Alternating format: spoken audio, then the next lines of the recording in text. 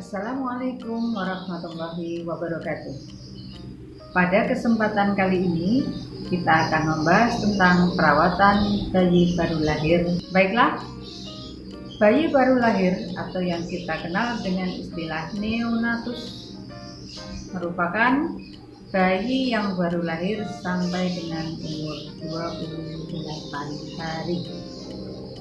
Nah, bayi secara normal dilahirkan pada ibu hamil dengan usia kehamilan 38 minggu sampai dengan 40 minggu.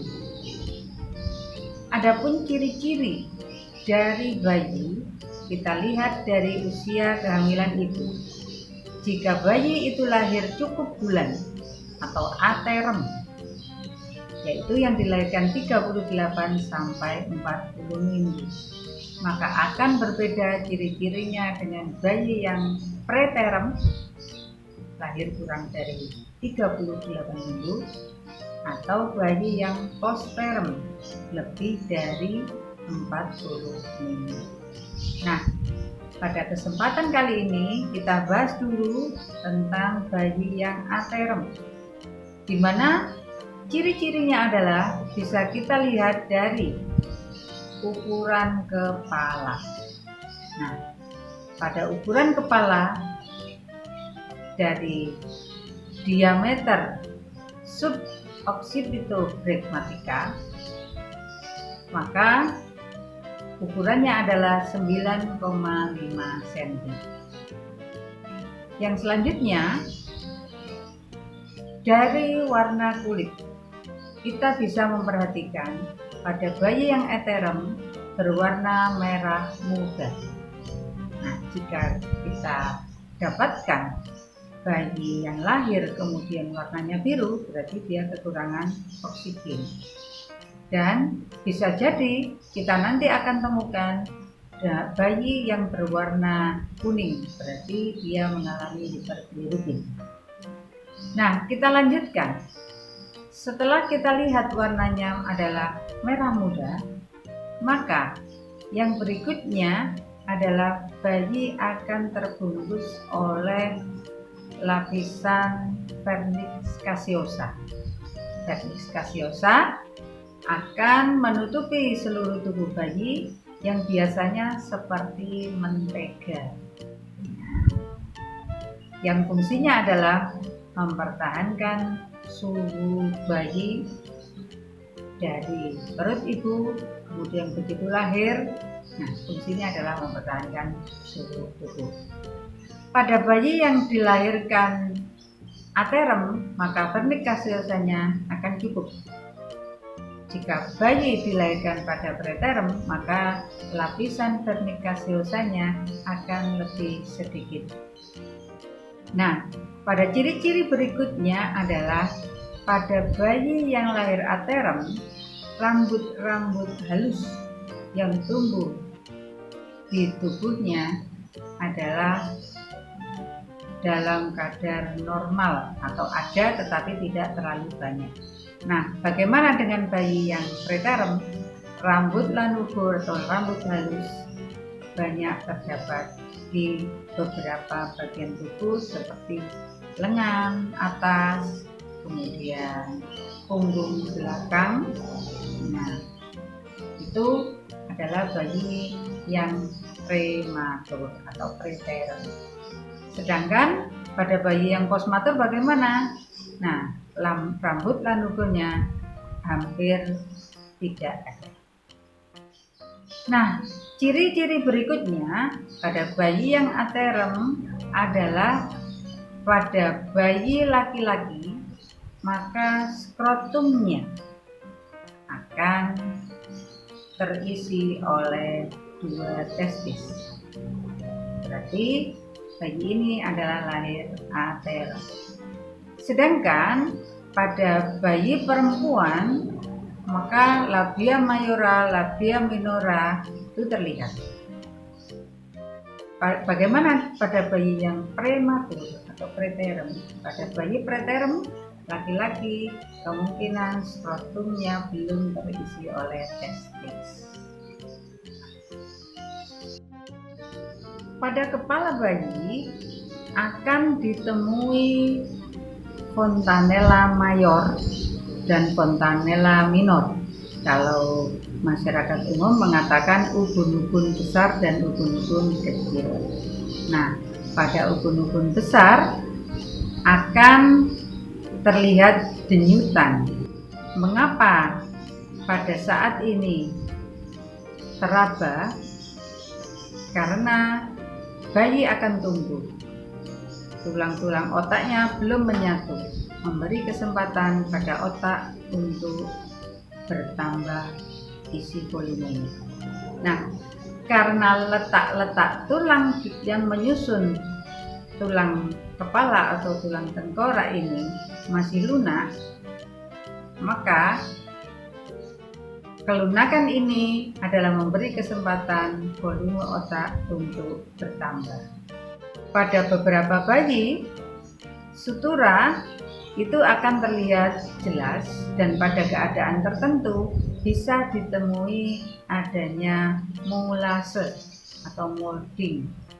Nah, ini disebabkan karena pada saat proses persalinan terdapat ukuran dari panggul yang kurang sesuai dengan kepala, sehingga kepala menyesuaikan dengan darah molding atau tulang kepala berdempetan. Nah, ciri-ciri yang berikutnya pada bayi baru lahir bisa mengalami atau adanya kaput succedanum. Nah, kaput ini terjadi jika bayi sudah masuk ke PAP, kemudian sudah masuk HOT1, HOT2, dan HOT3.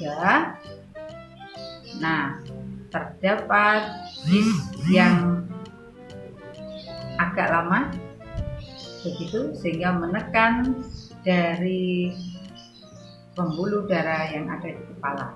Nah, ini yang kita sebut dengan kaput succedanum. Pada keadaan yang abnormal, nanti bisa terjadi hematoma. Pada bayi baru lahir, bisa refleks pupilnya adalah meiosis. Bisa berisiko mengalami konjungtivitis karena adanya kontak antara mata bayi dengan jalan lahir ibu yang mungkin terdapat mikroorganisme. Sehingga untuk mencegahnya, pada bayi baru lahir langsung diberikan salep mata. Ciri yang berikutnya pada hidung. Pada hidung sebagai jalan nafas bisa mengalami sumbatan karena adanya lendir. Nah, pastikan pada saat pertama menolong persalinan menghisap lendir di hidung. Kemudian pada daerah mulut. Pada mulut bayi akan terbentuk bibir yang sempurna. Maksud saya di sini adalah bayi yang aterem. Pada bayi yang abnormal, maka pada daerah mulut akan terjadi labiopalatolisis atau yang kita sebut dengan bibir sumbing. Ya. Ciri-ciri pada telinga. Daun telinga akan terbentuk dengan normal. Jika ada kelainan kongenital, maka bentuk dan ukuran bisa jadi tidak seperti normal, lebih kecil. Pada toraks bayi, maka akan berbeda dengan orang dewasa. Besarnya toraks bayi hampir sama dengan kepala. Kalau orang dewasa lebih lebar ya. Ya. Kemudian pada mame, maka pada bayi baru lahir atau neonatus, glandula mame bisa jadi mengeluarkan cairan putih. Nah, hal ini normal, tidak perlu dilakukan tindakan untuk memanipulasinya. Pada abdomen, bentuknya akan bisa dalam bentuk silindris. Setelah 2 minggu, kemudian akan mulai mendatar. Pada abdomen, tepatnya pada umbilikus, akan terlihat tali pusat Tali pusat yang bayi baru lahir yang normal berkisar antara 30 sampai dengan 50 cm.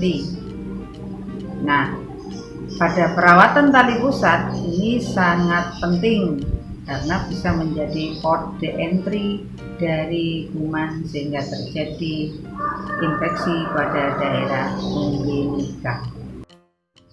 Pada uretra, baik pada laki-laki maupun perempuan akan terdapat lubang uretra. Nah, demikian juga dengan anus. Pada keadaan tertentu atau kelainan kongenital tidak ada lubang anus atau yang kita sebut dengan atresia ani.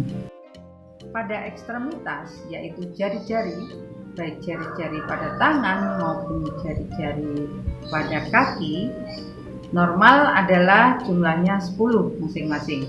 Nah, bisa jadi ada jumlah yang melebihi 10, ada 11, tapi biasanya terlihat lebih kecil. Nah, ini yang kita sebut dengan polidaktil. Nah, ada lagi nanti yang dempet jari-jarinya, yang kita sebut dengan sindaktil. Sekarang pemeriksaan pada refleks. Pada refleks bayi akan terdapat refleks menghisap, refleks menelan, refleks routing, jadi menghisap pada bayi. Kemudian refleks moro, yaitu refleks kejut. Pada bayi yang baru lahir akan mudah terkejut kan? Nah, dengan suara baik sepalan mungkin atau gerakan. Nah, ini adalah yang dinamakan refleks moro. Karakteristik yang terakhir dari bayi baru lahir adalah begitu bayi itu lahir, maka akan mengeluarkan yang namanya mekonium atau kotoran yang pertama kali keluar pada bayi. Nah, kita sebut mekonium. Mekonium akan keluar dalam 1-2 jam pertama bayi baru lahir. Apabila setelah lebih dari 10 jam tidak pernah ada mekonium yang keluar, maka kita curigai sebagai kelainan pada bayi baru lahir. Harus segera dilakukan pemeriksaan lebih lanjut. Pada urin, dalam 24 jam pertama akan keluar 15-20 cc per hari. Baru berangsur meningkat dan sampai pada hari ke-6 perharinya atau per 24 jam adalah 200 cc. Nah, sekarang bagaimana pada saat bayi baru lahir? Kita sebagai perawat ya, kemudian atau bidan atau dokter sedang menolong persalinan, kemudian bayi baru lahir. Nah, apa yang harus kita lakukan pada bayi baru lahir? Kita lakukan pemeriksaan yang namanya Apgar score. Sesuai dengan namanya, maka ditemukan oleh Mr. Apgar. Jadi kepanjangannya, jadi untuk memudahkan mengingat, gitu ya. A adalah appearance, warna kulit. Jika kulitnya adalah merah muda, seluruh tubuh dan ekstremitas, maka kita beri nilai 2. Sedangkan jika kebiruan pada ekstremitas, maka kita berikan nilai 1. Nah, jika semua tubuh, anggota tubuh kebiruan, termasuk badan, maka kita beri poin 0. Yang kedua adalah P. P di sini pulse, detak jantung. Apabila bayi baru lahir, detak jantungnya lebih dari 100 kali per menit, maka kita berikan poin 2. Sedangkan kalau kurang dari 100, kita beri poin 1. Dan tidak berdetak, kita beri poin 0. G. Grimace, refleks pada waktu bernafas. Pada waktu dia bernafas menyeringai atau menangis, maka kita beri poin 2. Sedangkan jika dia tidak menangis, kita beri poin 1. Tidak memberikan refleks, maka kita beri poin 0. Sekarang yang keempat, APGA, activity. Nah, gerakan janin yang aktif kita beri poin 2. Jika gerakannya lemas atau melemah, kita beri poin 1. Jika tidak ada gerakan, maka kita beri poin 0. Nah, kemudian R, respiration. Jika bayi bernafas disertai dengan menangis kuat, kita berikan poin 2. Menangis lemah, kemudian diiringi dengan gerakan nafas yang melemah juga, maka kita beri poin 1. Dan jika tidak ada upaya nafas, kita beri poin 0.